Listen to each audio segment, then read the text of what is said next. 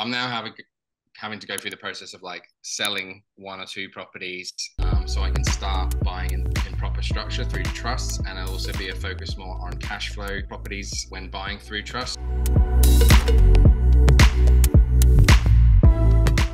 Hey guys, I'm just here with Jono, who's been involved in one of my programs, the development program, for a little bit, going on 6 months. So Jono is based in Melbourne. He comes from a buyer's agent background, or you're doing that at the moment, but before then you were Jono was in financial planning, or financial advice rather. So one significant thing that Jono's done even before joining the course is actually he bought a number of investment properties over the last couple of years. So jumped into the property space head first, and after doing my course is taking a slight different direction and going down more the development side of things. So moving away from passive property investment, which a lot of people are in at the moment, into buying single houses, now into the active side of things. So getting down and dirty, doing some building, maybe some renovation works and all that stuff. And thanks very much for jumping on the call with us today, Jono. And No. a bit of an awkward silence. I was going to say something and then I was like, oh no, I'll let you talk. So look, just for the guys that are watching and girls, just give us a bit of a rundown on how you started in property, because it's only been a couple of years since you've been going at this thing. Give us a bit of a rundown on how you started and what your journey has been like to get to the 8 investment properties that you've got now, and then the next step up from that moving forward. So I'll kick it over to you and I'll let you take the show. Yeah, so I bought my first property like as a client of a buyer's agent in 2021, and then soon after bought another one, and both of them went quite well. So during that time, obviously interest rates were a lot lower, cheap debt. So I bought a few more the year after, and I got up to 6. And then I subsequently got my partner involved, and she bought now 2 under her name. Initially, so that's your 8. So that's your 8 that you've got, and you did that in a couple of years, 2 or 3 years. Yes, so that was so I've just purchased the 8th one like October last year. So yeah, just over 2 and a bit years from 0 to 8. Wow. But what I've sort of learned painfully a bit is that I can't keep going, like unless I can infinitely increase my income, which is pretty hard to do. I'm going to need to sort of structure things slightly differently. So I remember speaking to you before I came on board about like properly structuring my property. So I'm now having to go through the process of like selling one or two properties, so I can start buying in proper structure through trusts, and I'll also be a focus more on cash flow properties when buying through trusts, so I can then basically increase my income by every property purchase, rather than what I've been doing up to this point, which is just steadily reducing my income to the point now where I can't buy anymore unless I sell some to create more serviceability. So that's where I'm at. In terms of like projects, I think the main thing that I'm going to be doing over the next 12 months is building an HMO in Brisbane. So I know roughly the areas in which I'm looking at for that, and I've found a builder who's built multiple HMOs, like a HMO specialist builder. You have to forgive, my cat wants to be on here. So yeah, I guess that's kind of my next step, unwinding my portfolio, focusing more on cash flow plays and yeah, the HMO space. Yeah, awesome. Okay, so just for those people that don't know, just give us a elevator pitch. What is a HMO? So HMO stands for House of Multiple Occupancy. And so it's when you have like multiple people under the same roof. So in Queensland, you need to have like separated spaces. So they've got to have their own like kitchenette, bathroom, and then you've got to have shared spaces in the middle. So the cost of construction is obviously a bit higher than a residential dwelling, but in terms of cash flow, they're really strong for like a cash flow play, and you can get them valued on a commercial valuation rather than being stuck on residential, which is also good if you do have borrowing power limits like residential wise. So in short, and from what I know about HMOs, not personally having invested in them, But knowing about them, it's up to 5 unrelated parties in the one house, and you can ultimately have 5 different tenancies. Is that, I'm assuming that's what you're building or what you're planning to Yeah, build? 5 is the Yeah. sweet spot. Yeah, when you start going beyond that, you get into different. You go into boarding house and then needing approvals. Yeah. Yeah, that's Yeah. it. Yeah. So yeah, yeah, Okay. Awesome. So for those guys that are looking at doing the development course or maybe even just the accumulator course, because you speak about structuring and it's one thing that I really hone in on because a lot of people will just buy properties in their own name, or even if they put them in structures, they don't know how to best utilize the structures to then keep buying. So you're at a cap like a lot of people hit. You've gotten to 8, which is fantastic. Most people that I hear about only get to 2 or 3.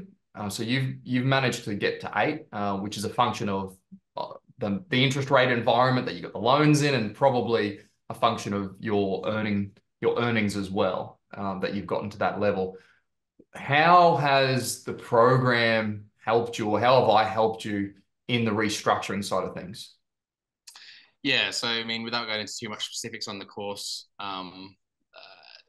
the way to sort of structure things. So having separate trust entities for separate properties, being able to take the income from like if you've got excess income in a property and in a trust, being able to cycle that income to yourself so that you're increasing your income but don't have the debt Yeah, associated yeah, with that property. So I mean that that was pretty critical for me because without that I'm just going to be stuck on even just buying passive buy and hold properties. That yeah, is a better strategy than not doing that because at least you can kind of infinitely keep buying them as long as you've got the deposits for them. So yeah, yeah, um, so yeah, that was probably my main takeaway over the first like few months, and then yeah, giving I suppose the confidence and awareness of all the different development types and the process of going through like due diligence, yeah. costing things up, speaking to builders, all of that. So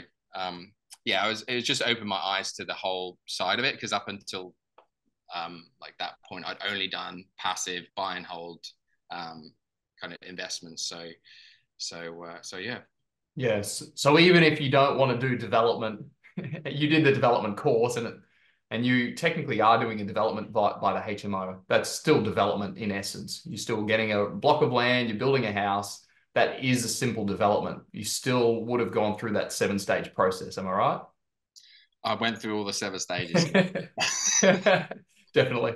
So you're going to make margin, you'll make profit on the HMO and you're doing it for cash flow as well. So you've got a positively geared property. So, sorry, Yeah. So yeah, I mean, in terms of like that, the HMO, you put about 150 to 200,000 down for the build. yeah. So I'm doing private lending, which I wasn't even aware was a thing until I came Okay. into the program. Like I just thought, it's commercial or residential. That's it. So that will be with a private lender, and then once it's built, it'll be valued through like commercial, like Westpac commercial. Yeah. So um, yeah, didn't realize that was even a possibility before. And when I do the revaluation, I should get, based on the way that their valuation works, probably 75% of the original capital that I put in back out.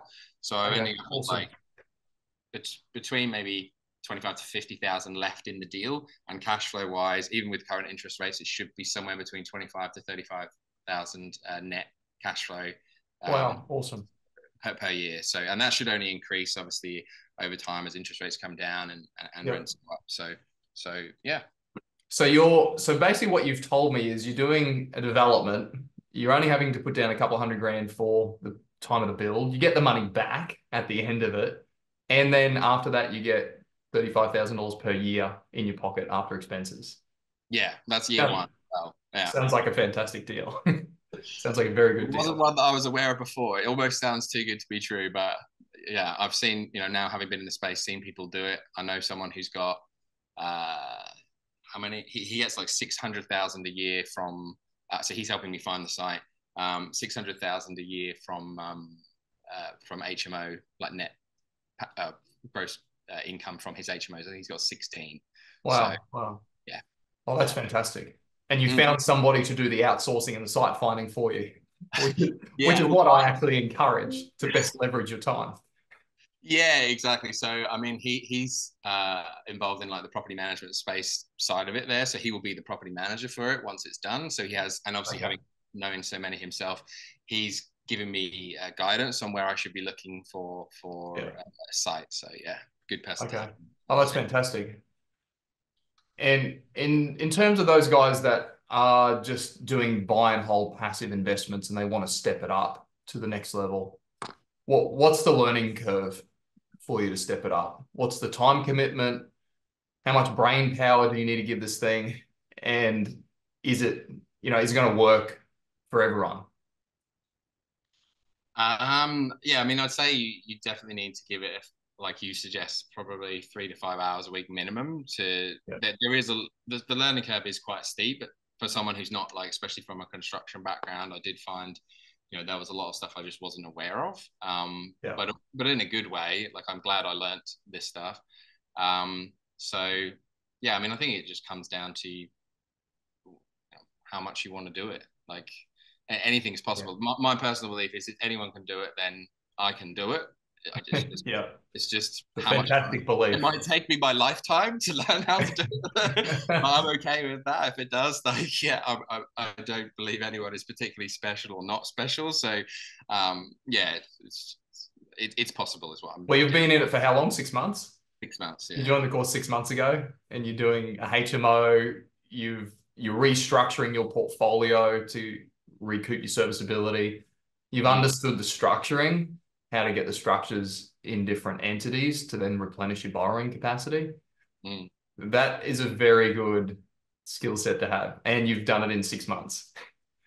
Yes, I feel like I've a lot to learn. Still learning a lot, but yeah, been great to sort of learn all of that stuff. It's really set me up now. I feel like I really know exactly the pathway to creating a lot of wealth through property. So yeah, very cool. Yeah, awesome. Oh, that sounds fantastic. I'm out of questions. That was it. I know. Is there anything else you want to say? The guys that are on the Um, fence looking at the course, or if they just want to do buy and hold passive investments and they maybe don't want to do development, how yeah, look, how my critical, I'm just going to touch on the structuring. How critical is the structuring, or at least the knowledge of development? Even if you don't do the development, how critical is that, or just having that knowledge?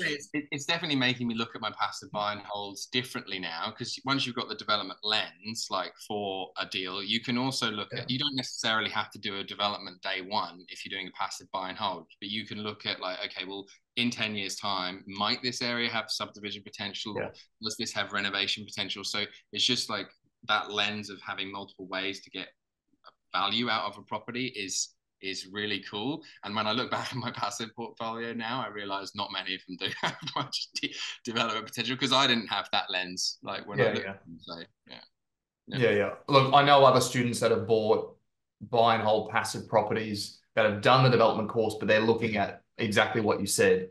I can get a positive geared property, and in 5 or 10 years' time, it's already zoned for medium rise. I'm thinking of one person in particular. Bought a Mm, property in Perth near a train station. It was zoned medium rise. Is planning on sitting on it, and then over time, that property is going to increase in value. It's probably already gone up 200 grand since he bought it. mm. Bought it literally with that intention. He's like, I'm too busy to do the development at the moment, but I'm going to buy the development site because there's that unrealized potential or uncapped potential that another developer is going to pay more money for Yeah, 100%. If you come across something like that and it fits your buy and hold strategy, but also it's got it. that Yeah. upside to it, then it's what a great deal. Yeah, and they are out there. Mm. Yeah. Awesome. And you're Melbourne based for those people that are in Melbourne or in other parts of the country. You're based in Melbourne I am. Yes. and you're doing a project in Brisbane, you said. So you're doing it.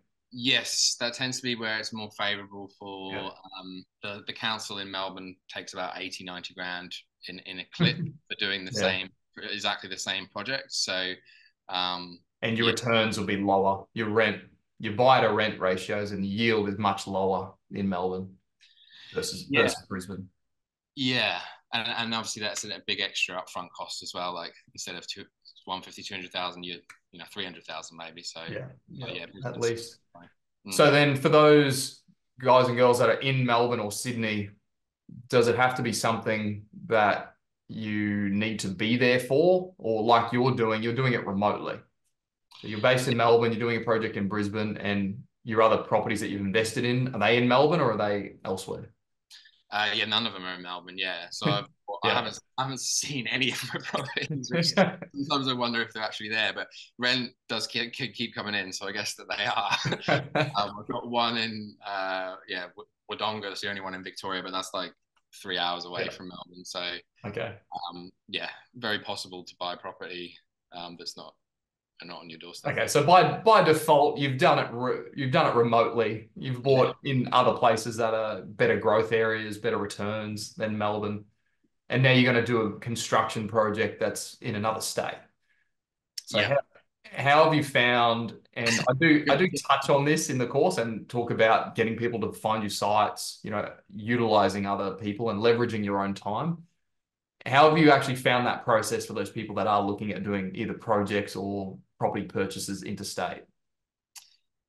Yeah, I mean, so you just become an expert in the area in which you're targeting, which happens over time. Like you firstly find your area, and then you've got to stack up on the desktop, and then you've got to start speaking to people on the ground there. So whether Yeah. that's real estate agents, property managers, pest and build inspectors, or all of the above. So, Do you have to be there to do that? oh no, I know what the answer is already, but you can. I mean, you can go if you like. Some people just like to go and but yeah, it's not necessary. no, no. 99% of the work can be done remotely. I mean, you could do 100% of it remotely if you really wanted to. Mm, yeah, So, so how have you found that process? And if it's possible for you to do it, do you think that you could literally do it anywhere in Australia, be located anywhere in Australia and buy property in a different location? yeah. I mean, I've done it. Bought eight of those properties all remotely. So it's very possible. I think it's just a bit of a. I understand people wanting to kind of go and touch it and look at it, but it's an investment really at the end of the day, as long as it makes sense. Yeah, yeah. Paper. Well, it leads into my next question around your driver. So are you in love with the property or is there a bigger driver, Yeah, like a bigger motivation at hand? yeah, no. Most of my passive buy and holds, I don't think I'd want to live in them. They're not the prettiest thing, but that doesn't really matter because they're not for me to live in. They're for tenants to live in, and the tenants in those areas would have kind of similar expectations to what my property is, so it doesn't really matter. Yeah, so you're Um, not in love with the property. You're doing no, this for other reasons. So 100%. Yeah, it's to look after your cat full time, maybe. that's it. You, Um, you don't have kids yet, so yeah, that's it. I'm probably building towards that in the next few years and wanting to. That's why I'm shifting to more, maybe a bit more towards the cash flow side of things now, so I don't have to be so reliant on an active income, or at least get some yeah, of that, like less pressure on active income. So yeah, I mean, the main thing that drew me into property investment was like, the risk of doing nothing and like just seeing all my money whittled away with inflation and that seemed to be more risky than getting involved and yeah, and actually doing something. And I was okay to like try and fail at things if rather than sort of sit there and just watch it whittle away with inflation. Yeah. yeah, okay, yeah. So I suppose the fear of, or you people either move towards pleasure or away from pain. So you were moving away from the pain, the fear of what happens if I don't end up buying a property and I get left behind. Is that right? Yeah, I'd say I was probably more on that side of the spectrum of, yeah, I assess the risk of doing nothing as obviously that is still doing something, right? It's still not doing nothing is still doing something. Like it's an Oh. action of sorts. So Only financial advisors analyze the risk of doing nothing, right? and it can be very costly to do nothing. When you look at it, like your opportunity cost of doing nothing is actually very, very high because of all the Yeah, things you yeah, could be doing. absolutely. So yeah, that was what really kind of drove me into doing it, and then also connecting with people and seeing people who are doing it makes it a lot more believable, which weren't necessarily all around me in my friends group, but having joined programs like yours and speaking to you, obviously, it makes it more real that Yeah. here's a real human being that is doing it. It is possible. Yeah, yeah, absolutely. That belief is really key. Mm, And to go from zero, so if people are watching and they don't own any property and they've just taken what you've said and they think about the risk of doing nothing is high, and if I don't buy a property, I'm going to get left behind. But then people normally don't move towards something because the fear stops them. So how did you overcome the fear to go from zero and then one, and now you've gone to eight literally in 2 years, which is right, well, absolutely crazy. What was the trigger where you're like, screw it, let's just do one, and then after one, you're like, okay, that went okay. Let's just do yeah, the second that's it. one. Is I did. that I committed to one at least at first, right? And I was just okay to be like, look, I assess the risk of this going wrong to be quite low, given all the yeah, history with inflation like going like this. Oh, sorry, inflation eating away at the value of my money like this, and the price of property going like this historically. So it seemed quite likely those trends were going to continue. So I was like, well, I could be the first one where it doesn't go right, but I'm okay with that risk. It seems pretty low to me, so I'm just gonna commit and see what happens and come out the other side of it. And what do you know? It rented out within a few days and it's grown in value. And then I was like, okay, well, maybe I can do one more. And kind of then just snowball from there. yeah, awesome. That's so cool. You just like say it as if it's like nothing. I'll just go out and buy property. Oh, that went okay. Let's do another one. The funny, the funny part is, and I was having this conversation with a good friend of mine who's done quite well, both in property and in business. And he said, you got to be a bit dumb to be like good at this thing, like because you just got to like leave the analytical stuff. Because if you analyze it too long, you do nothing. Yeah. He said Yeah. you just, and I completely agree with him. We had a good laugh about how we're both a little bit dumb in that sense. You do your numbers, you do your feasibility. I'm not discarding that by any means. But then at some point you have to make a decision, and the decision is either yes or no. And the people that decide no, it's all of the internal. And I'm guilty of this as well. There's some properties I should have bought, but I was analyzing them and going, oh, what could go wrong? This could go wrong, that could go wrong. But it's a no. The more you analyze, the more it's a no. What can go wrong. But then, what happens if you say yes and then it goes well, right? And that's Yeah. literally what's Well, that's happened to you. our, And our minds, isn't it? We're just naturally, I guess, most human beings have that predisposition for finding what's wrong, I guess, like yeah, seeking threats and things. And so that's where a lot of attention goes. But yeah, I guess you're right. In a sense, you just got to be able to not listen too much to that kind of monkey mind and just commit and see what happens. do And it. also, I really got to the point where I was okay with if it all goes wrong. Like I'm like, I'm still going to be okay. What's the worst that can happen? Like I lose some money. Like I lose however much I'd lose on one property. Like would I be okay if I lost 100 grand or whatever? It's like, could I live with myself? It's like, well, yeah, probably I would be all right. Like it's not Yeah. ideal, but I would be okay. So like Okay. I was like, given how low the risk of that seems to be of that happening, I'm okay to take the chance that it might happen. And Yeah. So accepting the worst case. It's literally in my mindset module, if you recall. is Accepting, it? yeah, accepting the worst case and being comfortable with the worst case scenario. That's it. And then completing that, moving behind it, and then looking forward at the best case scenario, or a conservative scenario of buying the property, and hey, the property grows in value by 10%. Yeah, like like all of property throughout time has grown in value very much. Like, Yeah, yeah. yeah. The timing makes a slight difference though. Oh yeah, yeah. I mean, of course. They normally grow by 20-30% in 1 year and then do nothing for a period of time. That boom bust cycle. Yeah, yeah, absolutely. Over the long term, I guess most all properties would be fine. But yeah, it's not you're not really looking to invest for 15, 20 years. You want to be investing at the beginning of the growth phase, don't you, for the next 3 or 4 years? And Absolutely. Yep. yeah, yeah. And from your experience now that you own 8 properties, what's the next few years entail for you?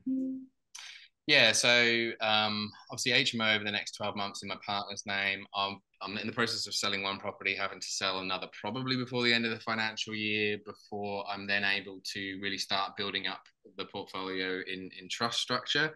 Yeah. So I was looking at whether to do like a major reno as the next project or a granny flat or both to be able to have a more of a cash flow from the next property, just so I can start to increase my serviceability and also is more coming from the point of view of having a goal of cash flow for not so much reliance on active income over the next like 3 years, as I do, you know, probably have a family. Um, so yeah, that's high level. That's what's going on. I think the next purchase for me will be like August, September time. Once I have to go Okay. through it You actually. make it sound like it's so far away. It's I like, am. what, six I months from have. where we are? The Yeah, next purchase 6 months away. I want to do something now, and like that's why I'm doing the HMO in my partner's name, because obviously if I build an HMO and she's going to be the guarantor for it. Yeah. If I do it, then I can't buy any resi because a bank's going to look at Yeah. that private lending on where I'm the guarantor. So that's why I've had to do it under her name. So I'm doing something. Yeah, But yeah. I wanted to ask you about that actually, because we spoke about it before I hit record, and you were talking about doing the HMO in your partner's name. yeah, I know we've been jumping around a bit between the HMO, the buy and hold. mm, But with the structuring and doing it in your partner's name, just give viewers an idea on why you're not doing it in your name. You did just mention it, but why are you doing it in your partner's name and not yours? And why aren't you doing it in joint names like a lot of people do? yeah. So it's best for us to keep it separate. Like in this scenario, I mean, in this scenario, it makes sense because if I was a guarantor on the loan, then I'm going to have that considered against my borrowing power when I go to buy under resi. So, um, generally speaking, I wouldn't do it either because you're both liable, as I understand it. I've never done it, but you're both liable for the loan Yeah. if you're on the title, even if one person owns the property, but you're both guarantors, I think. Yeah. So, You can drop off as a guarantor later. yeah, You yeah, can, but as long as the bank is satisfied that one guarantor can meet the servicing, if it's a residential loan. But yeah, as you transition it out of resi into commercial, once you're in commercial loans, they will just look at the asset. yeah. The other thing I think is like over time, it gives us a bit more flexibility if we're not all cross like on each other's Yeah. loans. Because say if I do need a little bit of extra serviceability one year, well, I might pay myself out of one of her trusts maybe. Yeah. Where did you learn that from? Yeah, that was from the structuring module. And finding a good accountant and finding a good broker, Yeah. which are so rare, like in my direct experience, because most of them, unless they've got a significant portfolio themselves, they just don't know this stuff. I'd say it's like one in 15 to 20, maybe. If Are that, any one in good. 100. Yeah, I've gone yeah, through about 100. yeah, yeah. I went through like 15, and I spoke to the accountant in your program, and he was very good. Yeah. So It's yeah, taken me 6 accountants to get to him and about 100 brokers to get to the couple that I recommend, just to let you know. yeah. I don't want to bag on them, but like generally, yeah, they're not going to be, unless they're investors themselves, like got big portfolios and done all this stuff. Like most of them are not really going to have that view for you. And Yeah, absolutely. yeah, yeah, Yeah. Oh, that's fantastic. You've just grabbed the bull by the horns and ran with it. yeah. My I phone guess decides so. to ring. Yeah. Don't worry about that. We'll edit that out later. I'm still running with it, trying to catch up at some points, but yeah, I'm enjoying the process. Looking forward to learning more, and I don't think this will be the end. My last project, last build. I think, yeah. Okay, awesome. Well, look, I'm sure a heap of people will want to know about the HMO. So when we, you know, edit that bit, I'm sure a heap of people will want to know about your HMO. So I look forward to seeing what you're building with the HMO and maybe showing us a few plans and running us through some numbers on that front Yeah, in yeah, another session. yeah, yeah. I was gonna say, Not this one. but yes, yeah, definitely. I mean, I think they're saying it should be 12 months to build. So, but yeah, I've heard from other people that can take a bit longer sometimes. But yeah, yeah, I'll certainly run the group through it if you like once it's sort of in motion over the next month or so. Yeah, yeah. There'd be a lot of people interested in that sort of thing. Absolutely. Especially somebody that's actively doing it in the market right now, which not a lot of people are doing that sort of investment. So it's a fantastic way to build positive cash flow properties.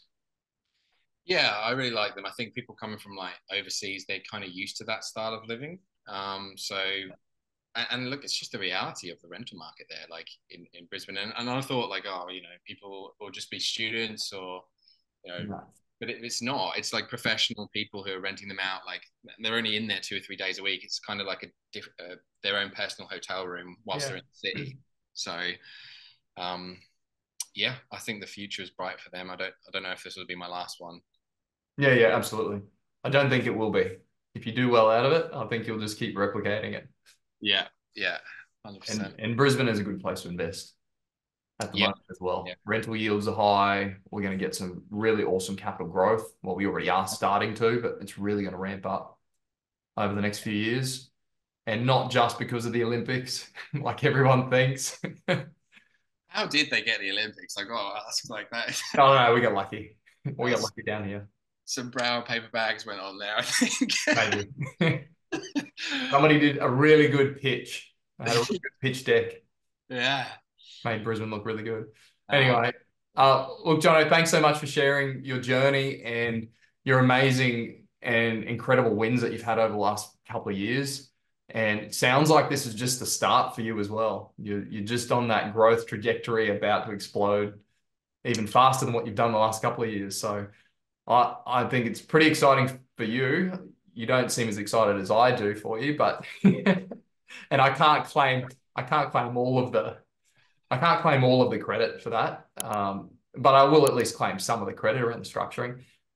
But yeah, I think you will be a massive inspiration for a lot of people just transitioning from passive to active investment, but then also just showing people that you can build up a big portfolio, even in passive buy and hold properties in a couple of years. Like, that's just amazing that you've achieved that. So well done, and thanks for sharing.